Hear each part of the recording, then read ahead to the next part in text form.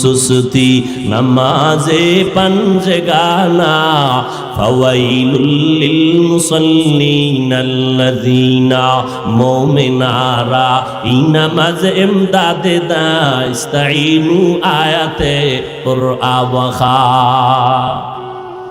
মকুন সুস্তি নামাজে পঞ্জগানা ফাওয়াইলুল লিল মুসাল্লিনাল্লাযীনা মুমিনারা ইনামাজ ইমদাদে দা ইস্তাঈনু আয়াতে কুরআওয়াখা একটুখানি নেকের তরে রোজা হাসরের মাঠেতে বাবা ঘুরবে ছেলের পিছে ছেলে বাবার আগেতে আহাতে মন কঠিন দিনেতে নামাজ তোমায় ভুলবে না ঠিক মতো পড়িলে নামাজ জান্নাত তোমার ঠিকানা ঘুমের চেয়ে নামাজ ভালো আর তুমি ঘুমাইও না ঠিক মতো পড়িলে নামাজ জান্নাত তোমার ঠিকানা আমার প্রাণের ভাই বোনেরা জলদি করে উঠে যাও ওযু করে তাড়াতাড়ি নামাজ পড়তে লেগে যাও নবী বেনামাজির শাফাআত করিবেন না ঠিক মতো পড়িলে নামাজ জান্নাত তোমার ঠিকানা এরে যুবক আল্লাহর গোলাম আমিও মুসলমান তুমিও মুসলমান আমার আল্লাহ তোমার আল্লাহ এক আমার নবী তোমার নবী এক আমার কোরআন তোমার কোরআন এক আমার ধর্ম তোমার ধর্ম এক আমার কাবা তোমার কাবা এক জমিনের মধ্যে মায়ের গর্ভ থেকে যেদিন আসছি ওই হালাতও তোমার আমার সবই এক যেদিন বিদায়ের আওয়াজ হবে তিনটা সাদা কাফনের প্যাকেট হবো তাও এক কালারও এক কাফনে লেখা থাকবে না বক্তা সাহেবের লাশ কাফনের উপরে লেখা থাকবে না এমপি সাহেবের লাশ ওই কাফনে ঢুকার পর সব সমান হয়ে যাবে হিন্দুদের ধর্ম আলাদা আদর্শ আলাদা ইহুদির ধর্ম আলাদা আদর্শ আলাদা খ্রিস্টানের ধর্ম আলাদা আদর্শ আলাদা মুসলমানের ধর্ম এক আল্লাহ এক নবী এক কোরআন এক কাবা এক দুনিয়া থেকে বিদায় বেলা কাফন হবে তিনটা সংখ্যা এক কালার হবে আলাদা না এক কবরের সাইজ হবে এক কবরের ভেতরে প্রশ্ন হবে তিনটা তাও সবার বেলায় এক আমাকে আলাদা প্রশ্ন তোমাকে আলাদা না না আমাকে যেই প্রশ্ন তোমাকেও সেই প্রশ্ন হুজুরের যেই প্রশ্ন ছাত্রকেও সেই প্রশ্ন প্রশ্ন হবে তিনটা সবার বেলায় এক তুমি কয় টাকার মালিক প্রশ্ন করা হবে না তুমি কত শিক্ষিত প্রশ্ন করা হবে না তোমার সম্মান কি পরিমাণ প্রশ্ন করা হবে না প্রশ্ন সবার বেলায় তিনটা এক রবের পরিচয় দাও ধর্মের পরিচয় দাও রাহমাতুল লিল আলামিনের পরিচয় দাও তুমি আমি এক ধর্মের হইয়া তোমার আমার আদর্শ তো একই হওয়া দরকার পোশাক এক হবে অথচ তুমি প্যান্ট শার্টটাই পরো আমি মদিনার লম্বা জামা পরি আমি যদি ভুলে থাকি বলো আমি প্যান্ট শার্টটাই লাগাই সবাই এক পোশাকে থাকবো কারণ আমাদের ধর্ম এক তুমি এগুলো বুঝো না বুঝানোর জন্য রাত নাই দিন নাই 12 মাস আগে শীতের দিন ছাড়া ওয়াজ হইতো না মসজিদ মাদ্রাসার প্যান্ডেল ছাড়া ওয়াজ হইতো না এখন সিফা গলির মধ্যে রাস্তায় ওয়াজ ফজরের পরে বয়ান সারা রাত বয়ান আসরের পরে বয়ান মাগরিবের পরে বয়ান জোহরের পরে বয়ান কয় হুজুর আপনি যাইয়া 10 মিনিট একটু দোয়া করে আসবেন আর কিছু দরকার নাই 12টা মাস কোন সময় খানা নাই ঘুম নাই সব আজকে সারা দিন মাত্র মাগরিবের সময় ইফতারি করলাম এরপরে আসলাম আইসেই ডাইরেক্ট স্টেজে উঠলাম কোথায় খানা কোথায় ঘুম আমি রকম প্রতিদিন 12 মাস দৌড়াইতেছি মুসলমানের বয়ান করি এত এই কথা একবারও বলি নাই যে কষ্ট পাবে এই কথা বলি নাই বাবা ব্যবসা ছেড়ে দাও চাকরি ছেড়ে দাও স্কুল ছেড়ে দাও কলেজ ছেড়ে দাও একবারও বলি নাই পাঁচকল্লি টুনি মাথায় না দিলে গুনাহ হবে একবারও বলি নাই তাবলীগ না করলে জাহান্নামে যাবেন একবারও বলি নাই পীরের কাছে না গেলে জাহান্নামে যাবেন একবারও বলি নাই কওমি মাদ্রাসায় না পড়লে আপনি জাহান্নামে যাবেন একবারও বলি নাই এরপরও কি বলতে চাই সব জায়গায় মানুষের বিনয়ের সাথে কথা বলি পায় হাত রাইখা মাথা নত কইরে কথা বলি একটা কর্কশ ভাষা ব্যবহার করি না যদি অজান্তে হইয়াই যায় হতেই পারে কারণ 10টা কথা বললে একটা কথা একটু আঁকাবাঁকা হতেই পারে। 1 ঘন্টা 2 ঘন্টা প্রতিদিন চিল্লাইলে 2-1টা কথা একটু অজান্তে উল্টাপাল্টা হতে পারে। এটা আল্লাহর কাছেও ধরা নাই, জমিনের কাছেও ধরা নাই। এরপরও আমরা কতটা ভয় নিয়ে চলি। আপনাদের ফাঁকে ফাঁকে বলি, ভাইজান মনে কষ্ট পাইছেন নি, মাফ করে দেন। আবার মোনাজাতে আমার আল্লাহর কাছে আবার বয়ানের শেষে ক্ষমাও চাই। এরপরও বয়ান দিয়ে বুঝাই, কি বুঝাই? একটা কথা, ও দুনিয়ার নবীর আশিক, জমিনে যতদিন বেঁচে থাকবা গোলামি করবা একমাত্র আমার আল্লাহর। দুনিয়াতে যতদিন বেঁচে থাকবা আদর্শ মানবা মদিনাওয়ালা নবীর, আর কারো আদর্শ মানা যাবে না। এই কথা বলতেছি রে বাবা, কিন্তু দুঃখ, এত বয়ানের পরেও আমি টুপি মাথায় না দিলে বড় লজ্জা লাগে। আর তুমি মুসলমান, টুপি মাথায় দিতে লজ্জা লাগে। আমি দাড়ি কাটতে লজ্জা পাই, তুমি দাড়ি রাখতে লজ্জা পাও। তুমি কেমন মুসলমান? আমি নামাজ না পড়লে লজ্জায় হুঁশ থাকে না।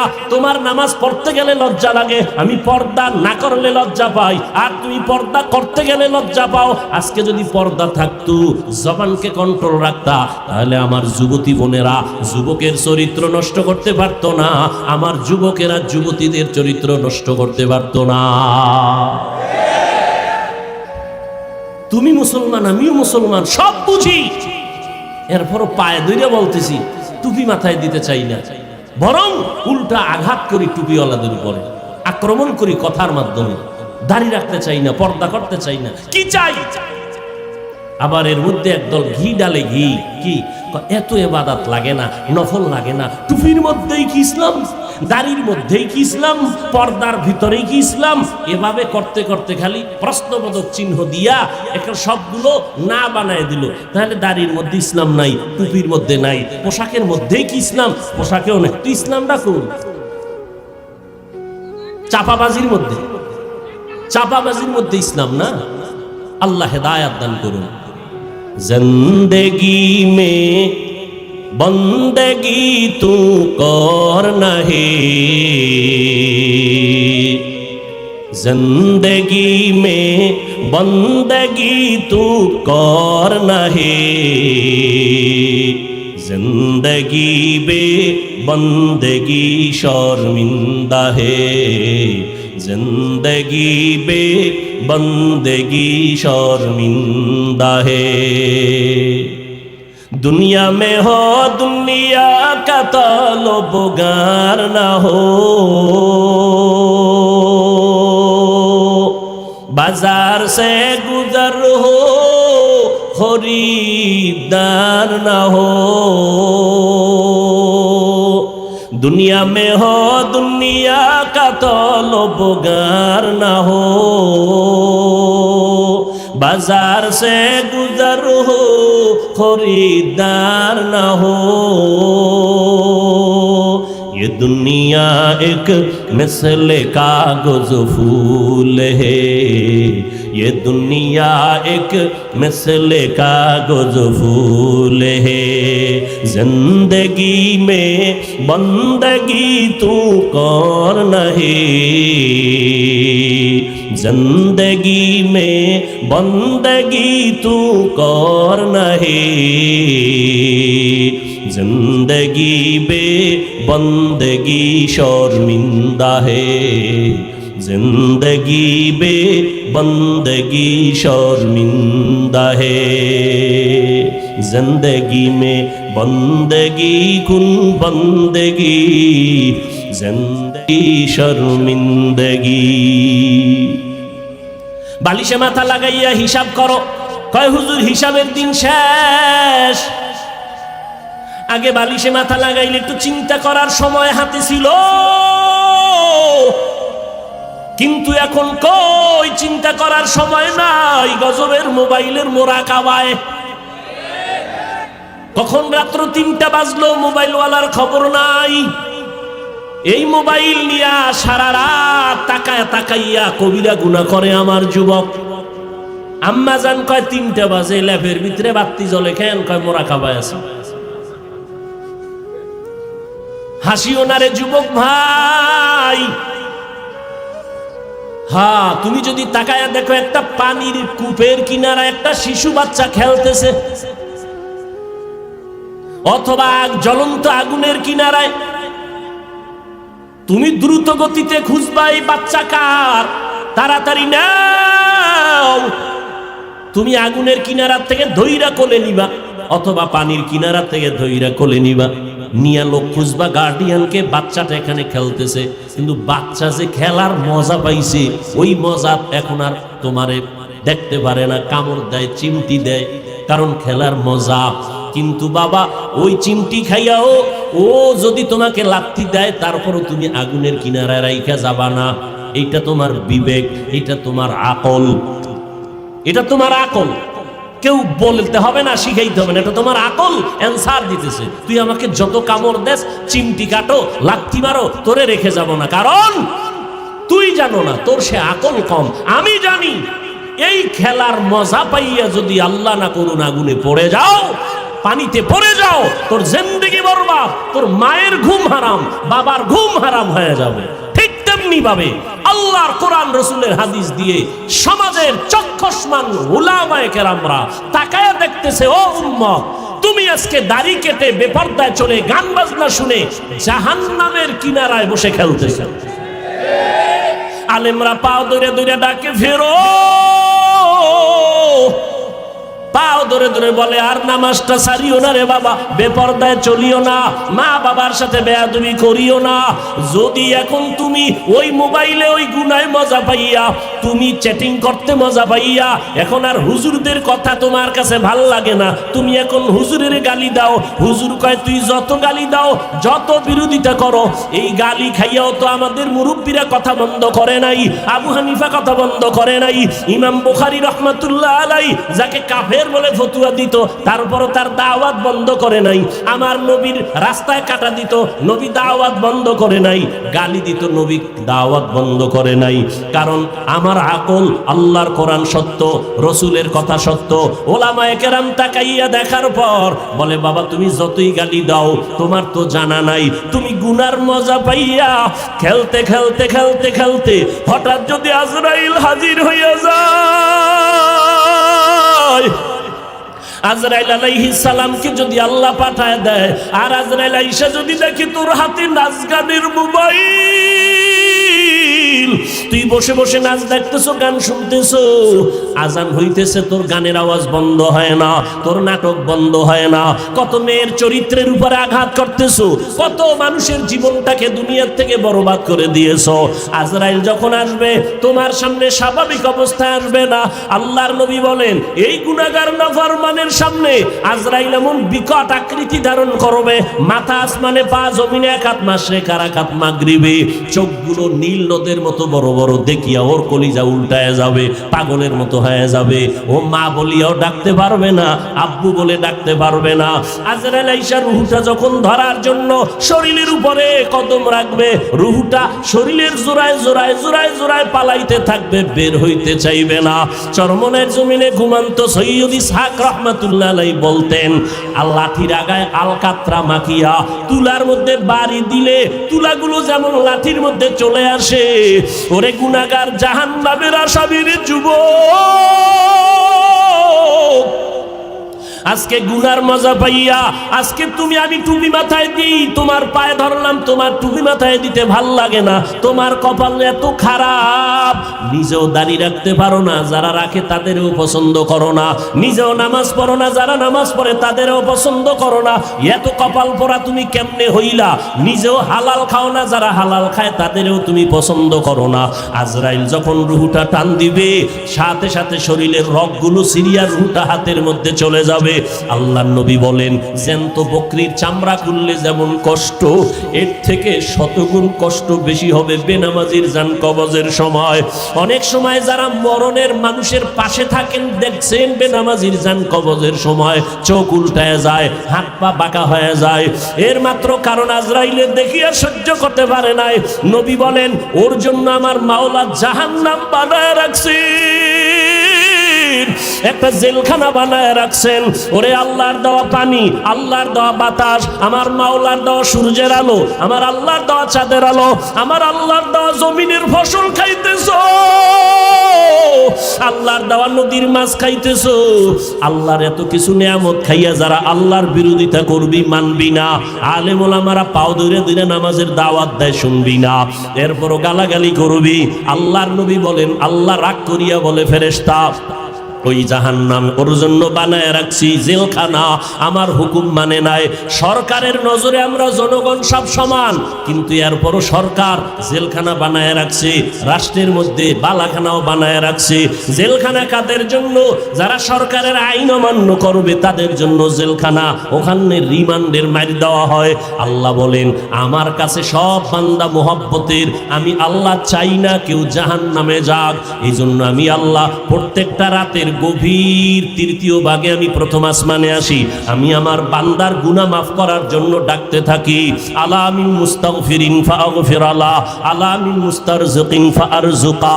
আমি আল্লাহ পাক ভোর রাত্রে আসি, প্রতিদিন প্রথম আসমানে আমি হাজির হয়ে যাই, আর আমি ডাকতে থাকি, রে গুনাহগারেরা তোরা কই?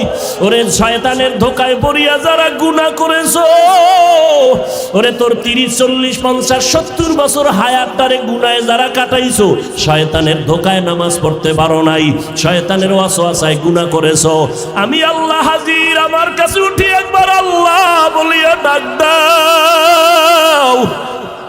আমি আল্লাহ তোমার গুনাহ মাফ করার জন্য হাজির হয়ে গেলাম।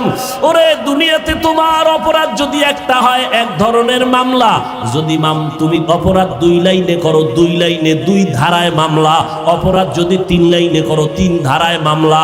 এইভাবে কারো বিরুদ্ধে 10টা মামলা 10 ধারায়, কারো বিরুদ্ধে 30টা মামলা 30 ধারায়। 30 ধারার মামলার জন্য 30 বার হাজিরা দেওয়া লাগে এবং রায় 30 রকম হয়। কিন্তু আমার আল্লাহ বলেন, বান্দা তুই জিনার গুনাহ করছো, ধারা একটা, তুই মা বাবার সাথে বেয়াদবি করছো, ধারা আলাদা। কিন্তু আমার মাওলার কাছে এই ধারা কিন্তু গণনা নাই। তুই 30 বছর 50 বছর 70 বছর গুনাহ করিয়া পাহাড় বানাইছো, আরে বান্দা তুই যদি মাথা নত করিয়া একবার আমি আল্লাহকে আল্লাহ বলে ডাক দিয়া বলো, হে মালিক, আমার আমল নামায় গুনার গুনাহ, আমার গুনার কারণে হাত না পাক, আমার চোখ না পাক, আমার জিহ্বা না পাক, আমার অন্তর না পাক। আমার গুনার খবর আমার মা জানে না, আমার ভাই জানে না, আমার অপরাধের খবর আমার ঘরের কেউ জানে না। যদি আমার মা বাবায় জানতো আমি জিনা করি, আমার মা বাবায় লাথি মেরে তাড়ায় দিত। মা বাবা ভাই বোনেরা যদি জানতো আমি চুরি করি, আমার কেউ ভালো জানতো না। ও আল্লাহ, তুমি জানো, তুমি দেখছো, এরপরেও রাগ করিয়া পানি বন্ধ করো নাই, খানা বন্ধ করো নাই। গুনার কারণে রাগ করিয়া আমার সম্মানের চেয়ার থেকে তুমি ফালাইয়া দাও নাই। গুনার কারণে তুমি রাগ করিয়া বাতাস বন্ধ করো নাই। গুনার কারণে বেজার হইয়া তুমি সূর্যের আলো চাঁদের আলো বন্ধ করো নাই। ও আল্লাহ, আজকে আমি তোমার কাছে আসছি ক্ষমার জন্য। আল্লাহ বলেন, বান্দা তুই একদিন আর 2 দিন না, বছর বছর 70-80 বছর গুনাহ করিয়া বিশাল বড় পাহাড় নিয়ে যদি আমি মাওলার কাছে মাথা নত করিয়া মাসির মাথা বরাবর 1 ফোঁটা চোখের পানি ছেড়ে দিতে পারো, আমি আল্লাহর কাছে যদি দিলটা নরম করে মাওলারে ডাক দিয়ে বলো, আল্লাহ আর গুনাহ করব না, ওই জাহান্নামের আগুন সইতে পারবো না রে মালিক। ওরে ঘরের মধ্যে ঘুমাইতে গেলে মশারি টানায় ঘুমাই, মশার কামড়ে ঘুমানো যায় না। ও আল্লাহ, গুনাহ নিয়ে কবরে গেলে যে আযাব হবে সহ্য করতে পারবো না, কই পাবো মশারি? দুনিয়াতে সূর্যের গরম সইতে পারি না, রাতের বেলা সূর্য নাই তারপরও ঘাম আর গরম, ফ্যানের বাতাস দিয়াও আমার ঘাম কমে না, গরম কমে না।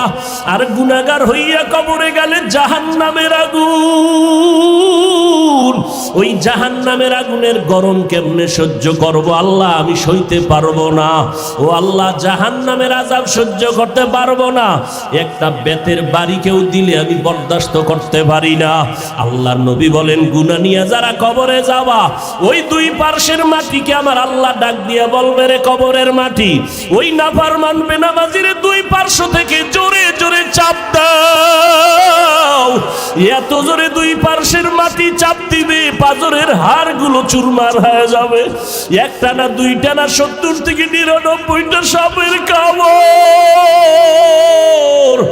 ও যুবকেরা, ও বৃদ্ধ বাবাজিরা, ও পর্দার আড়ালের মারা, ও বোনেরা, ভালো করিয়া বুঝো। 1500 বছর হয়ে গেল আমার আল্লাহর কোরআনের ভুল কেউ প্রমাণ করতে পারে নাই। আজকেও যদি কোরআনের একটা ভুল কেউ বের করতে পারো রে বাবা, আমরা এখন দাড়ি কেটে ফেলবো, নামাজ বন্ধ করে দিব, প্যান্ট শার্ট টাই লাগাবো, কিন্তু আজও পর্যন্ত কোরআনের ভুল কেউ বের করতে পারে নাই। পারছে? বরং কোরআনের ভুল বের করতে গিয়া বহু বিধর্মীরা মুসলমান হয়ে গেছে, হয় নাই? মুসলমান হয়ে গেল। আল্লাহর কোরআন বলো, আল্লাহরে সাক্ষী রেখে, আল্লাহর কোরআন সত্য না মিথ্যা? জবান খুলে বলো, সত্য না মিথ্যা? এ যুবকেরা জবাব দাও, পায়ে হাত রেখে বলছি। আমিও তো একটা যুবক, আমার মনেও তো চায় গান শুনি, কারণ গুনাহের আকর্ষণ আল্লাহ জন্মগতভাবে সবার মধ্যে দিয়ে রাখছেন। গুনাহ করার আকর্ষণ, নারীদের নাচ গান দেখলে আমার অন্তরও চায় আমি দেখি, কিন্তু কন্ট্রোল করি জাহান্নামের ভয়।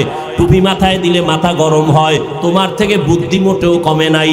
তুমি তো কথা আবল তাবল বলো, আর আমরা 12টা মাস বয়ান করিয়াও তো একটা আবল তাবল কথা বলার চেষ্টা করি না। কোন কথার পরে কোন কথা বলবো এটা আমাদের ডায়েরিতে লেখাও নাই। মাওলার কাছে ভরসা করে পড়ছি, কোন কথার পরে কোন কথা হবে আল্লাহ বলাইতেছেন, ওই কথাই বলতেছি। এরে যুবক, আল্লাহর গোলামেরা, ভালো করিয়া বুঝো, তোমাদের থেকে আমাদের মাথা নষ্ট হয় নাই। মনে করিও না আমগো সম্মান কম। বলো, একজনে দাঁড়ায় বলো, তোমরা যারা নবীরে মানো না আর আমরা যারা মানি, নবীর আদর্শ জবাই করেছ, বেঈমানের পা চাটা গোলাম হইয়া চুল কাটিয়া ইন্দুরার বান্দর হয়েছ। আমরা টুপি পরে থাকি 24 ঘন্টা, ঘুমের ঘরে গেল টুপি মাথায় দিয়ে বালিশে ঘুমাই। ও আল্লাহর বান্দা, তুমি বলতেছো মাথা গরম হয়, আমিও বুঝি, তারপরও কেন ছাড়ি না?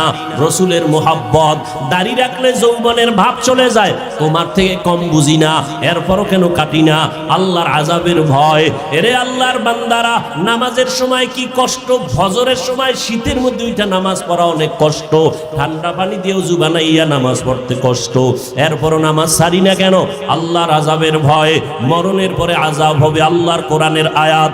এরে নবীর উম্মতের দল, তোমাদের থেকে মাথা মতেও নষ্ট হয় নাই। এরপর আবার তুমি একটু দেখো না তাকাইয়া, তোমার ডানে বামে কত যুবক জীবনে মাদ্রাসায় পড়ে নাই, জেনারেল লাইনে পড়েছে, স্কুলে পড়ে, কলেজে পড়ে, চাকরি করে। তোমার মতো যুবক, সাক্ষী দাও, 5 বেলার নামাজি আছে না নাই? তুমি বিবেকটাকে প্রশ্ন করো, তুমি কেন পারো না রে বাবা? তোমার আমার মতো যুবক র্যাব, আর্মি, পুলিশ, বিডিআর চাকরি করে, 5 ওয়াক্ত নামাজ পড়ে, যত কাজ থাক জামাতে পড়ে, তুমি কেন পারো না? একটু জিজ্ঞাসা করো তোমার বিবেকটাকে। তোমার মতো যুবক রাস্তায় গাড়ি চালায়, সময় মতো নামাজ পড়ে, তুমি কেন পারো না? তোমার মতো যুবক শ্রমিকের কাজ করে, হাড় ভাঙ্গা পরিশ্রম করে, রমাজানে একটা রোজাও ভাঙ্গে না, নাই? তুমি কেন রোজা রাখতে পারো না, তারাবি পড়তে পারো না, নামাজ পড়তে পারো না? আসলে কি বলো, এবার কি দলিল দিবা? এতদিন তো হুজুরদের একটু চাইপা রাখছো, হুজুর পারা যায় না, এখন আমাকে জবাব দাও। তোমার মতো যুবক একই স্কুলে পড়ো, ও নামাজ পড়ে, তুমি পড়ো না। তুমি একই ডিপার্টমেন্টে চাকরি করো, 10 জন নামাজ পড়ে, তুমি পড়ো না। এখন কি জবাব দিবা বলো? এখন জবাব একটাই, তোমার কপাল পুড়ে গেছে, তোমার উপরে আমার আল্লাহ বেজার, তোমার উপরে মা বাবার অভিশাপ, মা বাবা বরদোয়া দিয়ে দিছে, তোমার কপাল পুড়ে গেছে। মোনাজাত তো সবাই দেই, অনেকের চোখে পানি, আবার অনেকের চোখে পানি নাই, কান্না নাই, আর একজন কানতে কানতে বেউসায় যায়, কারণ ওর উপরে মাওলার রহমতের নজর লাগছে, আল্লাহ ওয়ালাদের দোয়া লাগছে, মা বাবার দোয়া লাগছে, চোখের পানি এমনিই বের হয় না। তোমার এই মিরপুর থানায় আসামি দইরা পুলিশে কি মারা মারে, এরপরও চোখে পানি আসে না, নাই? অথচ ওয়াজের প্যান্ডেলে আল্লাহওয়ালারা ওলামায়ে কেরাম বয়ান করে, 50 হাত 200 হাত দূরে বসে যুবক চিৎকার দিয়ে কান্না করে, একজনারে বেত দিয়ে মারলেও কান্দে না, আর একজনে বয়ান শুনে শুনে কান্না করে। একটু চিন্তা করো, ওরে মারলো কে? এরে যুবক, আমাকে একটু বিবেক দিয়ে জবাব দাও, বিবেকের সাথে বেঈমানি করিস না রে যুবক। একই চুলায় রান্না হয় ভাত আর তরকারি, রান্না করার রাঁধুনি আমার মা। খেয়াল করো, একই তরকারি, একই মশলা, একই চুলা, একই আগুন। রান্নার পরে আব্বা খায়, আম্মা খায়, আমিও খাই, বোনেরাও খায় একই। কিন্তু দিন দিন আব্বা আম্মা হয় দুর্বল, আমরা হই শক্তিশালী সবল। এই বুদ্ধিজীবীরা জবাব দাও। আমাকে তো বুদ্ধি নেই, তোমার অনেক বুদ্ধি, জবাব দাও কারণ কি? আল্লাহর কুদরত বলবা না, কারণ তুমি আল্লাহকে মানো না, তুমি আল্লাহর কুদরত বলবা কেন? আমরা বলবো আল্লাহর কুদরত। একই খানা, একই চুলায় রান্না, আব্বা আম্মা একই খানা খায়, আমরাও একই খানা খাই, তাদের রোগ বাড়ে, আমরা শক্তিশালী হই, তারা দুর্বল হয়, কারণ কি? এত যুক্তি, এত বুদ্ধি, দাও জবাব দাও। এরে আল্লাহর বান্দা, তোমার থেকে 1000 কোটি গুণ বুদ্ধিমান ছিল আবু জাহাল, যার নাম ছিল আবুল হেকাম, বুদ্ধিমানের বাবা। কিন্তু বুদ্ধি হইলে কি হবে? পৃথিবীর শ্রেষ্ঠ মানুষটাকে মানুষ বলে চিনতে পারে নাই। রহমতের নবী এত দাওয়াত দিলেন, কালেমা পড়ে নাই। এরে যুবক, একটু চিন্তা করো, বালিশে মাথা লাগাও, যার মনের মনে প্রশ্ন করো, আমার মতো যুবক যদি স্কুলে পড়ে নামাজ পড়ে আমি কেন পারি না? আমার মতো যুবক যদি চাকরি করে নামাজ পড়ে আমি কেন পারি না? আমার কপাল কেন খারাপ? এইভাবে যখন চিন্তা করতে থাকবা, একদিন দেখবা হেদায়েতের দরজা খুলে যাবে। আর মা বাবার কাছে মাঝে মাঝে দোয়া চাইও। মা বাবায় দোয়া করলে আরশে আজিমে পৌঁছতে কোনো পর্দা থাকে না। এজন্য মা বাবার দোয়া বড় দামি। মা বাবার চোখের পানি আর দোয়া ছাড়া আমি বান্দা চেয়ারে বসতে পারি নাই। মা বাবার চোখের পানি আর দোয়া ছাড়া যুবক পরীক্ষায় পাস করতে পারো নাই। মা বাবার চোখের পানি আর দোয়া ছাড়া তুমি বাড়ি গাড়ির মালিক হতে পারো নাই। অতএব এখনো সময় আছে, তওবার দরজা খোলা, নেক আমল ধরো, শিরিক মুক্ত জীবন গড়ো, আল্লাহর মোহাব্বত নিয়ে চলো। চাকরি ছাড়া লাগবে না, স্কুল বন্ধ করা লাগবে না রে বাবা, মাদ্রাসায় আসার দরকার নাই। ভালো করে শুনো যুবক, পর্দার আড়ালের আম্মা জান আসেনি? আছে? এরে আম্মা জান, আপনারা আয়েশা রাদিয়াল্লাহু আনহার মতো ধন্য নারী, আপনারা খাদিজা রাদিয়াল্লাহু তাআলা আনহার মতো নারী, এরে আম্মা জান ফাতেমা রাদিয়াল্লাহু তাআলা আনহার মতো নারী, আপনারা উলামায়ে কেরামের মায়ের মতো মা। এই জমিনে আপনাদের মতো বহু নারী এই এলাকায় থাকে, 5 ওয়াক্ত নামাজ পড়ে, নাই? ভিন্ন আম্মারা আপনারা কেন পারেন না? এরে আম্মা জান, ও যুবতী বোনেরা, তোমার মতো যুবতী বোন আজান হলে মাথায় কাপড় দিয়া 5 বেলার নামাজ পড়ে, এরকম যুবতী বোন আছে না নাই? তুমি কেন যুবকের চরিত্র নিয়ে সিনেমিনি খেলো, মোবাইলের মাধ্যমে চ্যাটিং করো? এক আল্লাহর বান্দা বহু দিন হয়ে গেছে বিয়া করে না। ছোট ভাই একদিন ডাক দিয়া কয়, বয়স এত বেড়ে গেল ভাইজান, আপনি বিবাহ করেন না কেন? মা বোনেরা ভালো করে শুনেন, যুবকেরাও শুনো বাবা। বড় ভাই ডাক দিয়া কয়, আমি বিবাহ করব, পছন্দের কোনো মেয়ে পাই না। ছোট ভাই বুঝতে পারছে, মনে হয় যেন সম্ভ্রান্ত পরিবারের মেয়ে লাগবে, একটু টাকাওয়ালা। ডানে বামে খোঁজ দিয়ে এক প্রস্তাব দিল, অমুক বাড়ির মেয়ে বড় ভালো। বড় ভাই বলে, না আমি এ মেয়ে বিয়া করব না। বলে অনেক সুন্দরী, সুন্দরী চাই না তো কি চাও? হ্যাঁ, বড় ভাই বলে বিয়া করতে চাই, আমার সীমানা প্রায় পারাইয়া যাইতেছে, বিবাহের বয়স অনেক আগেই হয়ে গেছে, করি না, কারণ আমি এমন একজন আল্লাহর বান্দি যুবতী মেয়ে চাই। ছোট ভাই বলে, কেমন মাইয়া চাও?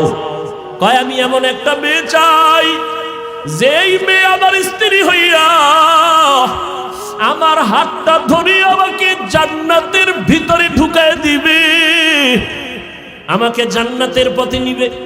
আর এমন একটা মেয়েকে বিয়া করব, যেই মেয়েটা আমাকে একটা পুত্র সন্তান উপহার দিবে, যেই সন্তানটা উম্মতের জান্নাতের পথ দেখাবে।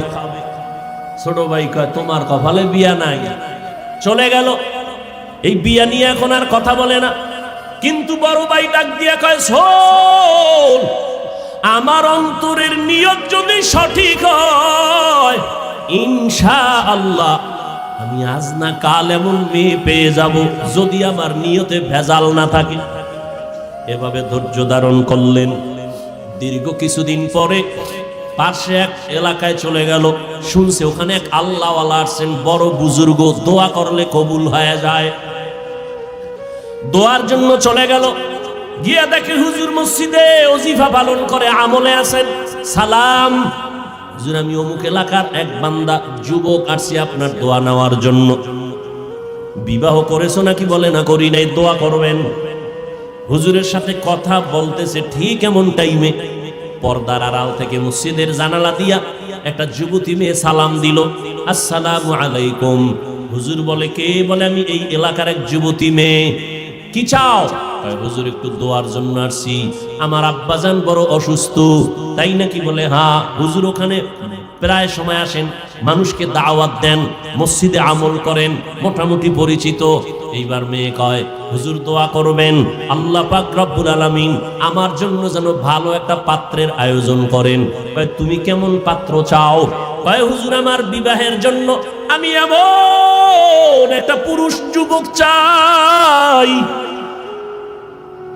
যেই যুবক আমার হাত ধরে আমাকে জান্নাতে নিবে এবং আমাকে এমন একটা পুত্র সন্তান উপহার দিবে আল্লাহর দয়ায়, যেই পুত্র সন্তান উম্মতের দায়িত্ব নিয়ে জান্নাতের পথ দেখাবে বাতিলের মোকাবেলায়।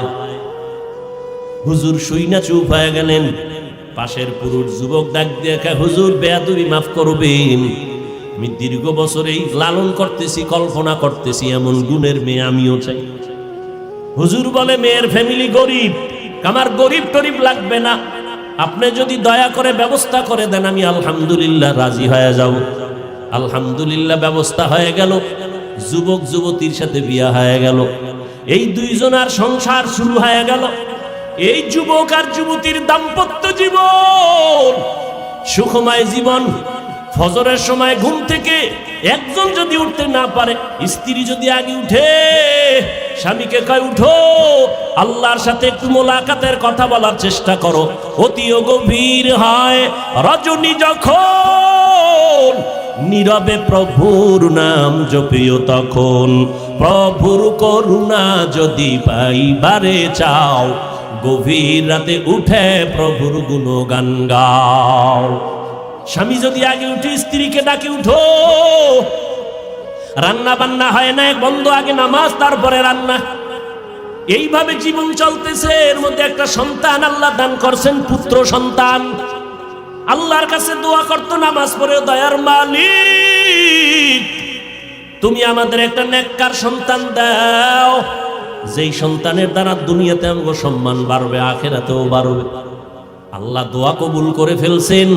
এমন একটা পুত্র সন্তান আল্লাহ তাদের দান করেছেন, যেই সন্তান দুনিয়াতে আইসা মা বাবার আদর্শ নিয়ে বড় হইয়া রাশিয়া, সিরিয়া, মিশর, ইরাক, পুরা জগৎটাকে বিজয়ের পতাকা উড্ডীন করে বাইতুল মুকাদ্দাস, মুসলমানের প্রথম কিবলা, যেখানে এক রাকাত নামাজ পড়লে 50,000 রাকাত নামাজের সওয়াব।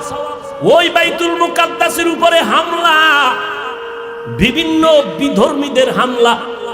এই সন্তান গিয়া ইতিহাসের পৃষ্ঠা খুলো, বাইতুল মুকাদ্দাসকে হাতের মধ্যে নিয়ে বিজয়ের পতাকা উড়াইয়া দিলেন। ইতিহাসবিদরা বলেন, এর মতো বীর যোদ্ধার ইতিহাস এত স্মরণীয় যে কিয়ামতের আগে এরকম বীর আসবে কিনা জানা নাই। ওই সন্তানের নাম সুলতান সালাউদ্দিন আইয়ুবী। গুগলে সার্চ দাও, সালাউদ্দিন আইয়ুবীর ইতিহাস পড়ো, দেখো কে সে সালাউদ্দিন আইয়ুবী।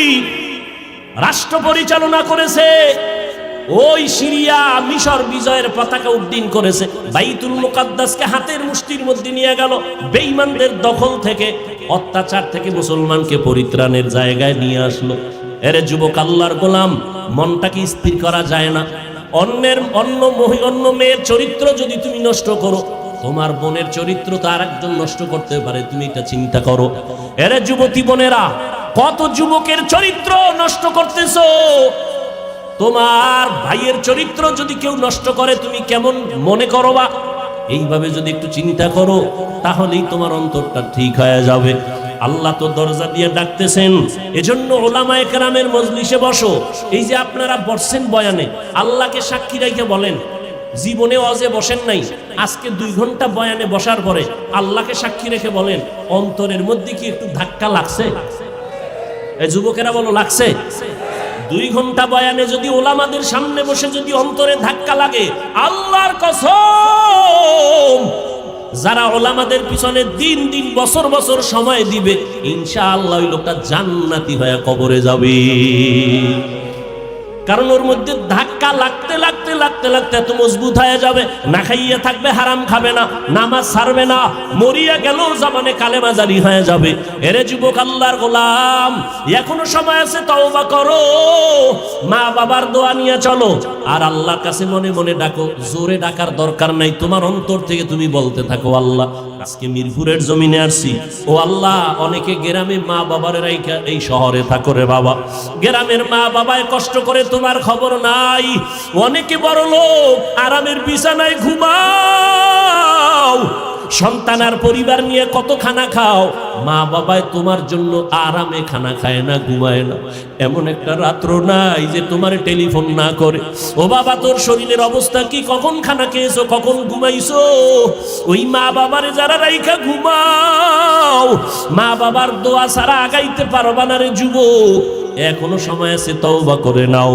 আল্লাহকে বলো, আল্লাহ জীবনে কম অন্যায় করি নাই, শয়তানের ধোকায় পড়ে আজকে থেকে তওবার নিয়ত করলাম, মরিয়া গেলে যাব, নামাজ ছাড়বো না, বেপরদায় চলবো না, মা বাবাকে কষ্ট দিব না, ওলামায়ে কেরামের বিরোধিতা করে গুনাহগার হব না, মোবাইলের মাধ্যমে গুনাহ করব না, লেখনির মাধ্যমে গুনাহ করব না, চোখের চাহনির মাধ্যমে গুনাহ করব না, মা বাবার দোয়া নিয়ে সামনে আগাবো, নবীর তরিকা মতো চলবো। আমার মতো স্কুলে পড়ুয়া যুবক যদি নামাজ পড়ে, আমি কেন পারবো না? ও আল্লাহ, আপনি তৌফিক দান, আজকে থেকে নামাজ ছাড়বো না। বাসায় গেলে মাকে গিয়া বলবা, মা তুমি আমার মাথায় হাত দিয়া দোয়া করে দাও। আজকে ময়দানে কত আল্লাহর বান্দারা কানলো, আমার চোখে পানি নাই, মা গুনার কারণে বুঝি আল্লাহ বেজার, তুমি দোয়া করিয়া দাও। মা যদি দোয়া করিয়া দেয়, তাহলে তোমার কপাল খুলিয়া যাবে। তুমি ডাক্তার হও, বাধা নাই, ইঞ্জিনিয়ারিং পড়ো, বাধা নাই, প্রফেসর হও, বাধা নাই, সাংবাদিক হও, বাধা নাই, তবে অনুরোধ, আদর্শ নিয়ে চলো, মদিনার আদর্শ, সময় মতো নামাজটা পড়ে নিবারে বাবা। মুরব্বীদের সামনে কোনো ভালো খারাপ আচরণ করবা না, ওলামায়ে কেরামের বিরোধিতা করে গুনাহগার হবা না, দেশের বিরুদ্ধে জাতির বিরুদ্ধে কোনো ষড়যন্ত্র করবা না। আল্লাহর আযাবের ভয় নিয়ে তুমি তওবা যদি করতে পারো, এক ফোঁটা চোখের পানি ছাড়তে পারো, আল্লাহ মুহূর্তে তোমার তওবা কবুল করে নেবেন, জীবনের গুনাহগুলো মাফ করে দিবেন। ও আল্লাহর বান্দারা, ও পর্দার আড়ালের আম্মা জানেরা, বোনেরা, আল্লাহর কাছে তওবা করেন, জীবনে কারো হক নষ্ট করবেন না, চরিত্রের উপর আঘাত দিবেন না, স্বামীর খেদমতে স্বামীর মালের হক ঠিকমতো রক্ষা করবেন, সন্তানের হক ঠিকমতো আদায় করবেন। আপনার সন্তান ডাক্তার হবে, আলহামদুলিল্লাহ, আপনার সন্তান ইঞ্জিনিয়ার বানাবেন, আলহামদুলিল্লাহ, তবে অনুরোধ, বেয়াদব বানাবেন না। আপনার সন্তানের আচরণে যেন ওলামায়ে কেরাম কষ্ট না পায়, আপনার সন্তানের ব্যবহারে যেন এলাকার মুরব্বীরা কষ্ট না পায়, আপনার সন্তানের কারণে আপন বন্ধু বান্ধবরা যেন কষ্ট না পায়, বরং আপনার সন্তানকে এমন আদর্শ দিয়া যাবেন, সন্তানের ব্যবহারে সবাই দোয়া করবে, খুশি হয়ে যাবে, দিলে শান্তি লাগবে, এমন একটা সন্তান আদর্শ ডাক্তার বানায় যান, আদর্শ ইঞ্জিনিয়ার বানায় যাবেন। ও যুবকেরা, জবানকে হেফাজত করো, আল্লাহর কাছে বলতে থাকো, আল্লাহ তুমি মেহেরবানি করে আমাকে কবুল করে নাও। আল্লাহর কাছে ব্যবসায়ী ভাইরা, ব্যবসার জায়গায় বসে আমার আল্লাহর হুকুম মতো চলেন, নামাজটা ঠিক মতো পড়েন, দেখবেন অল্প টাকায় বরকত অনেক বেশি হবে। কাস্টমারের সাথে খারাপ আচরণ করবেন না, ধোঁকা দিবেন না। আল্লাহর কাছে এভাবে বলতে থাকেন, আল্লাহ যেইভাবে ব্যবসা করলে দুনিয়াতে শান্তি পাবো, সম্মান বাড়বে, আখিরাতে নবীজির সাথে জান্নাতে থাকতে পারবো, ওইভাবে ব্যবসা করার তৌফিক দাও, মানুষের সাথে ভালো আচরণ করার তৌফিক দাও। তুমি তৌফিক না দিলে সম্ভব হবে না। এইভাবে তওবার নিয়ত যদি অন্তরে থাকে, তবে একটা চিরচরিত সত্য কথা, আবু জাহাল নবীজির 13টা বছর দেখলো, বয়ান শুনলো, নবীর সব কিছু জানলো, এরপরও কালেমা পড়লো না। অন্যদিকে ওমরের মতো বান্দা নবীর গর্দান কাটতে আসিয়া কালেমার রশি গলায় লাগাইয়া নবীজির জন্য এত পাগল, নবীর কাছে তওবা করিয়া জান্নাতের টিকিট নিয়ে নিল। এই ওমরের এত সম্মান আল্লাহ বাড়ায় দিয়েছেন। ঠিক কিয়ামত পর্যন্ত আবু জাহাল থাকবে না ঠিকই, কিন্তু আবু জাহালের কঠিন অন্তরের মতো কিছু অন্তরালা মানুষ জমিনে থাকবে। হাজারো বয়ানে তাদের দিলটা নরম হবে না, তওবা নসিব হবে না, বরং বয়ান শুনিয়া বাইরে গিয়া বিরোধিতা করবে। এই সমস্যা, ওই সমস্যা, এই ভুল, সেই ভুল, আসলে নিজের গুনার কথা একবারও চিন্তা করবে না। আর একদল বান্দা থাকবে কিয়ামত পর্যন্ত ওমরের চরিত্রের, এরা গুনাহ নিয়ে প্যান্ডেলে ঢুকবে। হঠাৎ করিয়া যখন জাহান্নামের ভয় অন্তরে ঢুকবে, তখন পাগলের মতো হয়ে যাবে। আমি কইছিলাম আমার জীবনটা তো খারাপ ছিল না, আমি দুনিয়াতে আসছিলাম কত পবিত্র, মা বাবায় কত আদর করেছিল, আমার স্কুলের লেখাপড়ার জীবনটা কত ভালো ছিল, শিক্ষকরা কত আদর করত, আজকে আমি এত খারাপ।